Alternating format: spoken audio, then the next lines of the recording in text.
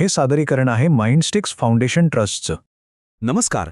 आपल्या घरात असे काही अज्ञात हिरो असतात जे आपलं आयुष्य रोज सोपं करतात. हो, बरोबर, मी बोलतोय आपल्या घरगुती उपकरणांबद्दल. चला तर मग आज पाहूया की ही उपकरणं आतून नेमकी कशी काम करतात. कधी विचार केलाय का की आपण रोज ज्या मशीन्स वापरतो त्यांच्या आत नक्की काय चाललेलं असतं?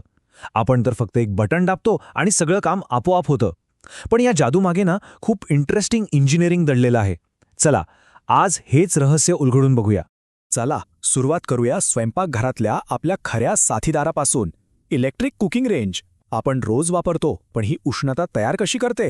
हे बघा, इथे आपल्याला इलेक्ट्रिक रेंजची आतली रचना दिसतीये. वरती सरफेस कॉइल्स आहेत आणि खाली ओव्हन. हे तर आपल्याला माहीतच आहे. पण खरी गंमत आहे ह्याच्या वायरिंगमध्ये.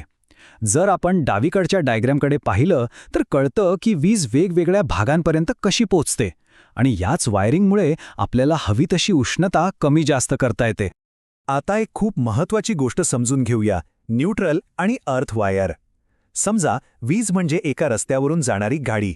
न्यूट्रल वायर म्हणजे त्या गाडीला परत जाण्यासाठीचा रस्ता. तो नसेल तर सर्किट पूर्णच होणार नाही. आणि अर्थ वायर तो आहे एक इमर्जन्सी एक्झिट, म्हणजे काही बिघाड झाला तर ती सगळी अतिरिक्त वीज थेट जमिनीत पाठवते आणि आपल्याला शॉक लागण्यापासून वाचवते. खूप महत्त्वाचं आहे हे. बरं, पण आपण जेव्हा स्टोव्हची नॉब फिरवतो तेव्हा उष्णता कमी जास्त कशी होते? याचं सगळं श्रेय जातं सिलेक्टर स्विचला. इथे बघा, जेव्हा आपण नॉब लोवर ठेवतो तेव्हा फक्त एकच हीटिंग एलिमेंट सुरू होतो. मीडियमवर ठेवल्यावर 2 एलिमेंट्सचं कॉम्बिनेशन वापरलं जातं.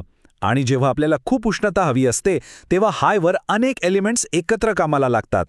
हे सगळं वेगवेगळ्या सर्किट्सच्या जोडणीचा खेळ आहे. चला किचनमधल्या उष्णतेनंतर आता थेट बाथरूममध्ये जाऊया. थंडीच्या दिवसात गरम पाण्याचा एकमेव आधार म्हणजे आपला गीझर. चला या गरम पाण्याच्या विज्ञानात जरा डोकावून पाहूया.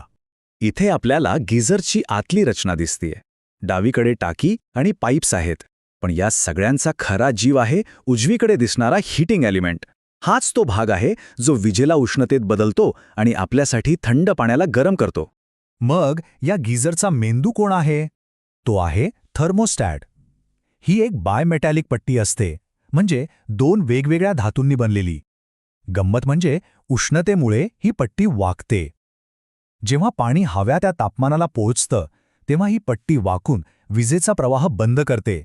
म्हणजे हे अगदी एका ऑटोमॅटिक स्विचसारखं काम करतं, जे पाणी गरजेपेक्षा जास्त गरम होऊ देत नाही.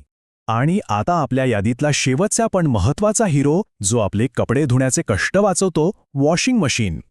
पण आपल्याला वाटतं तितकं सोपं नाहीये हे.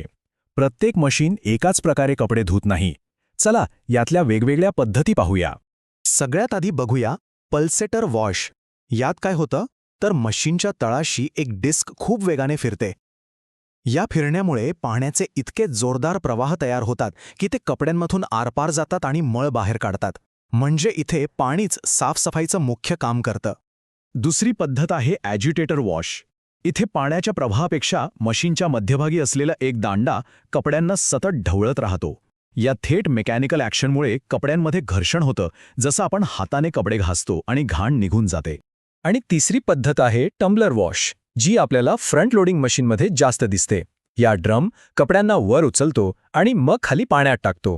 हे असं वर खाली होतं तेव्हा गुरुत्वाकर्षणाचा वापर करून कपडे स्वच्छ होतात. ही पद्धत कपड्यांसाठी थोडी सौम्य मानली जाते. आता ही सगळी माहिती खूप इंटरेस्टिंग आहे, पण याचा खरा उपयोग कधी होतो? जेव्हा यातलं एखादं उपकरण अचानक बंद पडतं. कारण एखादी गोष्ट कशी चालते हे जर आपल्याला कळलं तर ती का चालत नाहीये हे शोधणं खूप सोपं होतं. उदाहरण म्हणून हा गीझरचा ट्रबल शूटिंग चार्ट बघा. समजा पाणी गरम होत नाहीये, तर याचं कारण काय असू शकतं? एकतर फ्यूज उडाला असेल, नाहीतर सॉकेटमध्ये वीज नसेल, किंवा मग हीटर एलिमेंटच खराब झाला असेल. ही माहिती आपल्याला समस्येच्या मुळापर्यंत पोहोचायला मदत करते. तर हे होतं आपल्या घरातल्या हिरोज मागचं विज्ञान. आता आपल्याला माहीत आहे की एक बटन दाबल्यावर आत काय काय घडतं. पण जाता जाता एक प्रश्न, या सगळ्या उपकरणांपैकी असं कोणतं एक उपकरण आहे ज्याने आपलं रोजचं आयुष्य खऱ्या अर्थाने बदलून टाकलंय? जरा विचार करा.